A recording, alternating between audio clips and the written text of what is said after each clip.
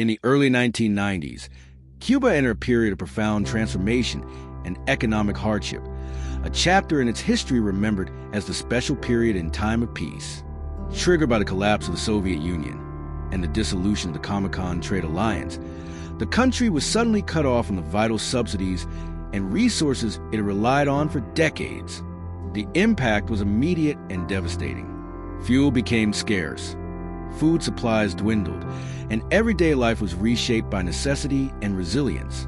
Amidst this crisis, photographer Michael G. Spafford traveled to Cuba in 1994, documenting daily scenes in Havana at the height of the turmoil.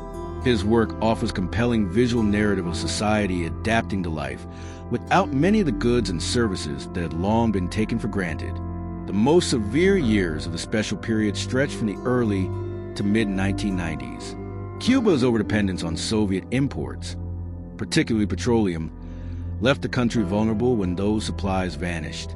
Transportation systems ground to a halt as gasoline and diesel dried up. Cars disappeared from roads, replaced by bicycles, improvised carts, and crowded buses known as camels. Electricity was rationed, plunging neighborhoods into regular blackouts. Food rationing, already a part of Cuban life, became more extreme as staples grew increasingly scarce. Food scarcity was another defining feature of the period.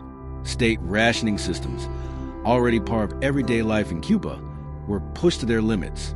Essentials like rice, beans, and cooking oil became harder to find. Meat and dairy products nearly disappeared from regular consumption, and citizens turned to alternative food sources to survive.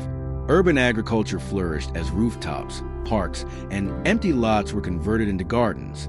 Neighbors banded together to grow vegetables, raise rabbits, and cultivate medicinal herbs, transforming parts of Havana into networks of self-sufficient microfarms.